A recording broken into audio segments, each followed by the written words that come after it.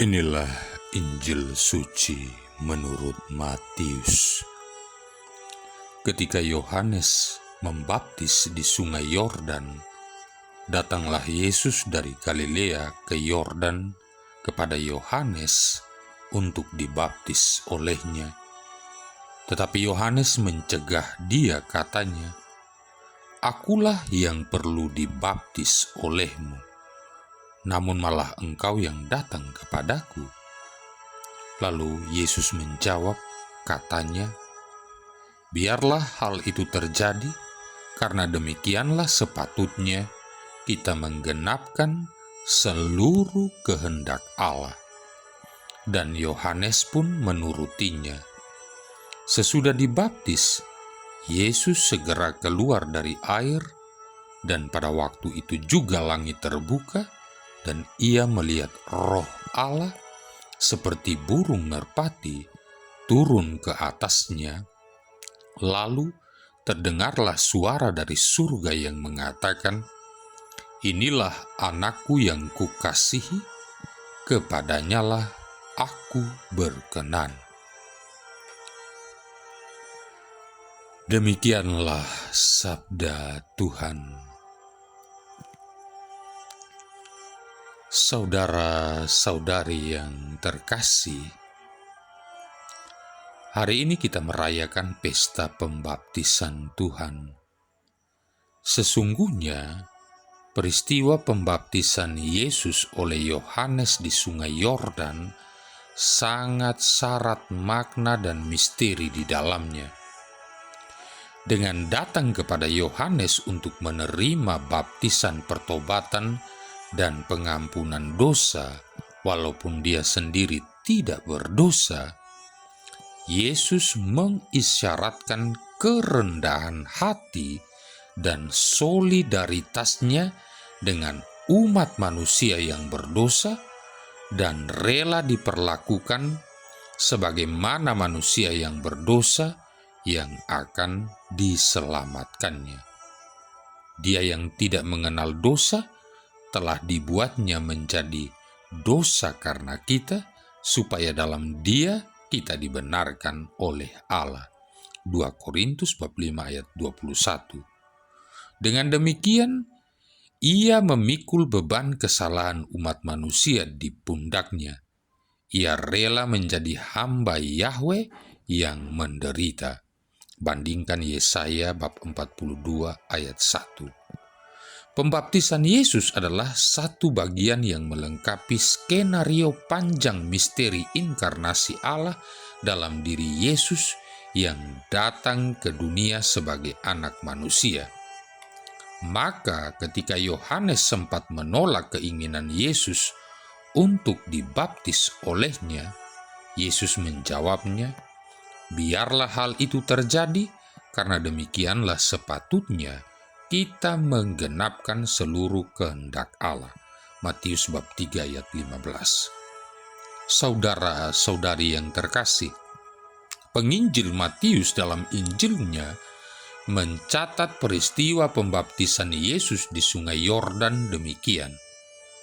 Sesudah dibaptis, Yesus segera keluar dari air, dan pada waktu itu juga langit terbuka, dan ia melihat Roh Allah seperti burung merpati turun ke atasnya.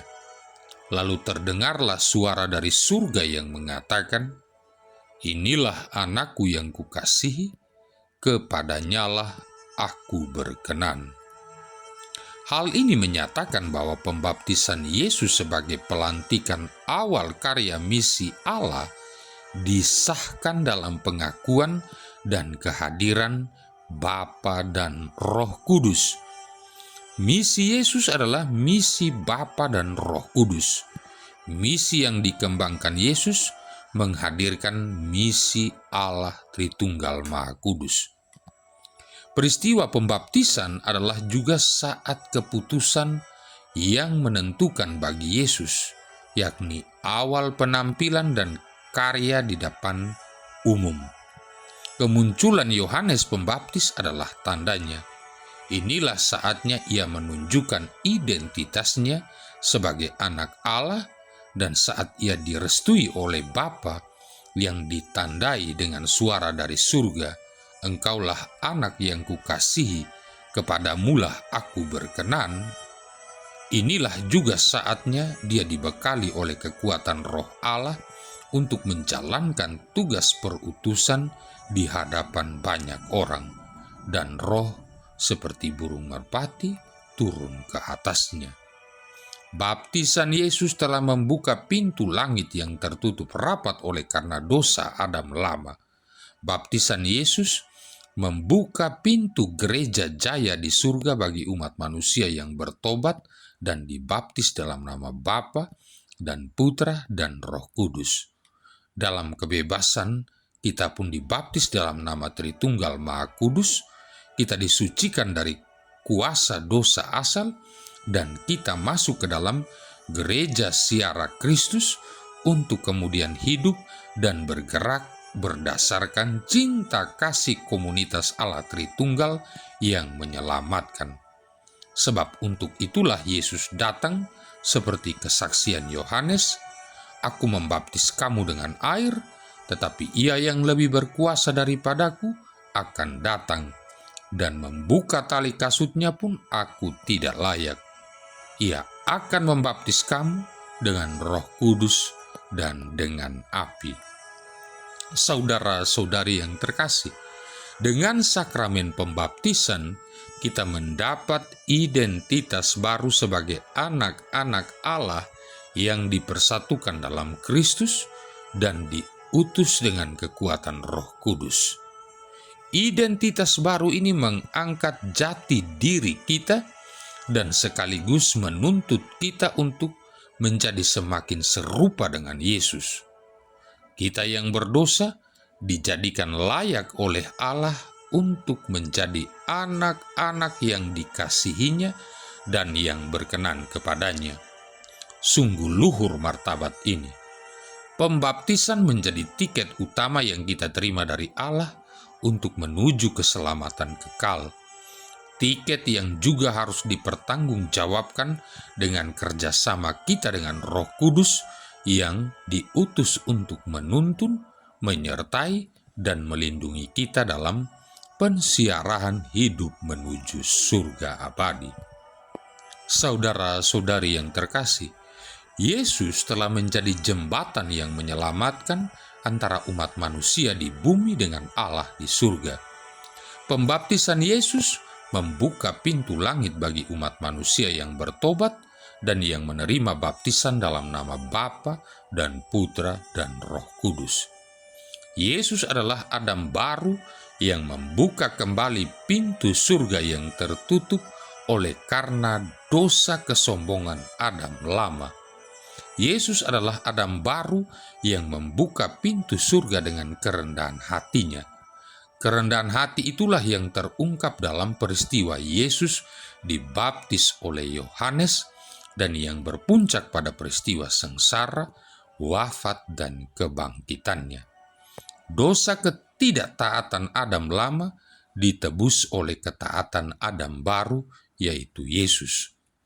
Oleh karena itu, baptisan yang kita terima menempatkan kita pada tugas perutusan sebagai jembatan antara dunia dengan surga.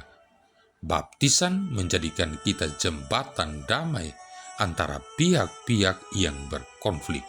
Baptisan membuat kita menjadi jembatan damai antara aneka perbedaan suku, ras, agama, kepentingan, dan sebagainya.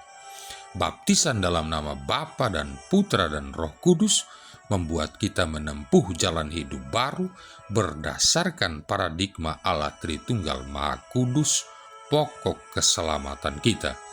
Dan baptisan membuat kita rajin berbuat baik bagi semua orang melintasi batas. Saudara-saudari yang terkasih, saya menutup permenungan kita ini dengan 7 kiat bekerja menurut Raja Salomo. Yang pertama, andalkan Tuhan. Amsal bab 3 ayat 5-6. Percayalah kepada Tuhan dengan segenap hatimu, dan janganlah bersandar kepada pengertianmu sendiri.